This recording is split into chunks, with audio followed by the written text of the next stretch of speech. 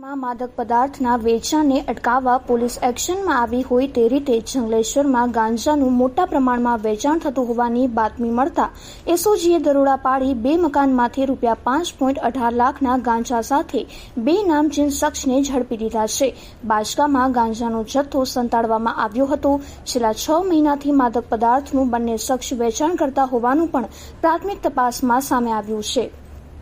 રાજકોટ શહેર વિસ્તારમાં યુવાધન નવા નશાના રવાડે ન ચડે તેમજ સે નો ટુ ડ્રગ્સ મિશન અંતર્ગત ગઈકાલ તારીખ 15/9/2024ના રોજ રાજકોટ શહેર એસઓજી પીઆઈ એસએમ જાડેજા તથા તેમની ટીમની એક અંગત બાતમીથી રાજકોટના જંગલેશ્વર વિસ્તારમાં રહેતા 2 શખ્સ રફીક યુસુફભાઈ જુણેજા અને અસલમ ગુડ્ડુભાઈ સૈયદને 51 કિલો ગાંજા સાથે પકડી લેવામાં આવેલ છે.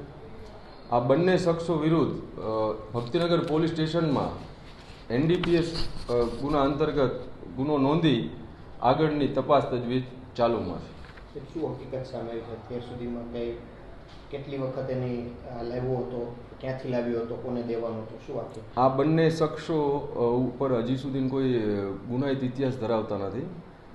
જાવેદભાઈ જુણેજા કરીને એક માણસ છે, એનું આમાં નામ ખુલેલું છે. એમને પકડવાની તપાસ તજવીજ ચાલુમાં છે. એ બાબત ઉપર પણ હજી તપાસ તજવીજ વધુ ચાલુ છે.